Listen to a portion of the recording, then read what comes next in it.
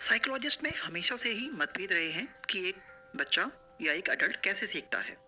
इस तरह से स्टूडेंट को पनिश करके या फिर इस तरह से एक इंक्लूसिव क्लासरूम में बच्चों को फैसिलिटेट या मेंटरिंग करके। उनके इन डिफरेंसेस की वजह से साइकोलॉजी के फील्ड में अलग अलग तरह के रिसर्च हुए हैं और इस तरह चार मेजर पर्सपेक्टिव डेवलप हुए, या फिर ये कहें कि चार मेजर लर्निंग अप्रोचेस डेवलप हुए। ये पर्सपेक्टिव फोकस करते हैं उन फैक्टर्स और कारणों पर जो एक बच्चे या अडल्ट की लर्निंग को इन्फ्लुएंस करते हैं। ये चार मेजर पर्सपेक्टिव्स हैं: behavioural perspective, number 2 developmental perspective, number 3 cognitive perspective and number 4 constructivist perspective. चलिए एक एक करके इनको ब्रीफ में समझते हैं। Number 1, behavioural perspective. Behavioural perspective इस थ्योरी पर काम करता है कि एक स्टूडेंट तब सीखता है जब उसको उसके गुड बिहेवियर के लिए रिवॉर्ड दिया जाता है और बैड बिहेवियर के लिए पनिश किया जाता है। जैसे कि आपने अपने स्कूल टाइम में देखा भी होगा, ये पर्सपेक्टिव या अप्रोच हमारे इंडिया में बहुत पॉपुलर है, स्पेशली पनिशमेंट देना, जिससे कि स्टूडेंट का बिहेवियर चेंज हो सके टीचर की एक्सपेक्टेशन के अनुसार।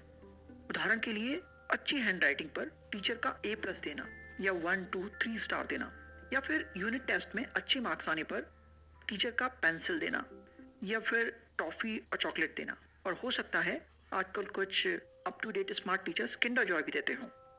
दूसरी तरफ पनिशमेंट, होमवर्क ना करके लाने वाले बच्चों को हाथ ऊपर करके क्लास के बाहर खड़ा करना या बेंच के ऊपर ही खड़ा कर देना।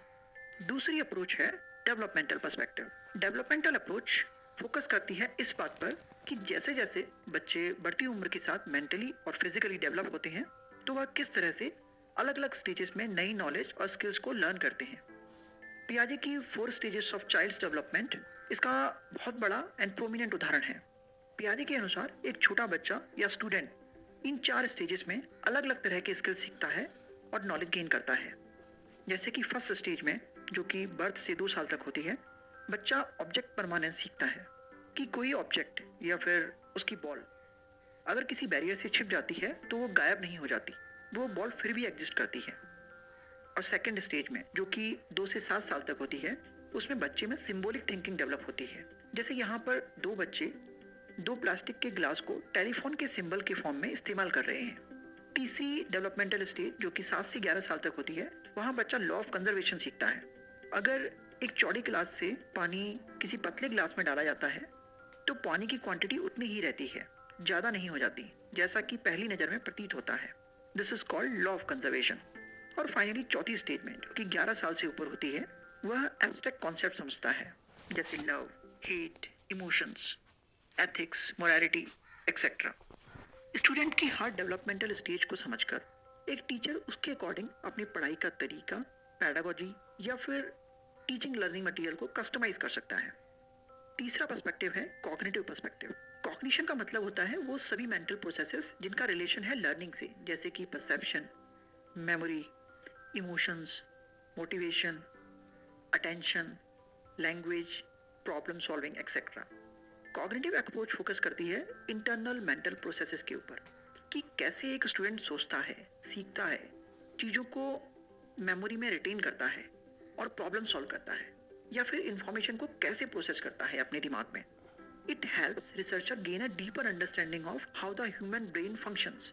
अगर रिसर्चर्स को ये पता है कि किसी बच्चे का अटेंशन थोड़े समय के लिए ही रहता है और लिमिटेड सप्लाई में है, तो साइकोलॉजिस्ट या टीचर नए सॉल्यूशन ढूंढ सकते हैं बच्चे का फोकस बढ़ाने के लिए।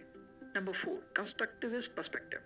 कंस्ट्रक्टिविस्ट अप्रोच पिछले कुछ डिकेड्स में काफ़ी पॉपुलर हुई है। इस अप्रोच में फोकस इस बात पर होता है कि कैसे हम नॉलेज को एक्टिवली कंस्ट्रक्ट करते हैं। जो लोग इस अप्रोच पर बिलीव करते हैं, उनके अनुसार एक स्टूडेंट नई नई चीज़ें कैसे सीखेगा वह इस बात पर डिपेंड करता है कि उसका पास्ट का या पुराना नॉलेज क्या है। फॉर एग्जाम्पल, जैसे एक आर्किटेक्ट या बिल्डर एक फ्लोर के ऊपर दूसरा फ्लोर बनाते हुए कई मंजिला बिल्डिंग कंस्ट्रक्ट करता है। हर ऊपर का फ्लोर कैसा होगा इस बात पर निर्भर करता है कि उसके नीचे का फ्लोर कैसा है, उसका फाउंडेशन या उसकी क्वालिटी कैसी है। पियाजे और वाइगोस्की इस अप्रोच के बहुत बड़े समर्थक रहे हैं। वाइगोस्की का जेडपीडी यानी कि जोन ऑफ प्रॉक्सिमल डेवलपमेंट का सिद्धांत भी इसी बात को सपोर्ट करता है। तो ये 4 अप्रोचेस एजुकेशनल साइकोलॉजी की मेजर अप्रोचेस हैं। चलिए जो हमने अभी सीखा उसको एक बार फिर से समराइज करते हैं। तो एजुकेशनल साइकोलॉजी में 4 तरह की मेजर अप्रोच होती हैं। नंबर 1, बिहेवियरिस्ट अप्रोच, जो यह कहती है कि एक स्टूडेंट तब सीखता है जब उसको उसके गुड बिहेवियर के लिए रिवॉर्ड किया जाता है और बैड बिहेवियर के लिए पनिश किया जाता है। डेवलपमेंटल अप्रोच कहती है कि एक बच्चा अपने डेवलपमेंट के वेरियस स्टेजेस में अलग अलग तरह से लर्न करता है, तो उसे पढ़ाने की पेडागोजी और टीचिंग लर्निंग मटेरियल भी डिफरेंट होना चाहिए।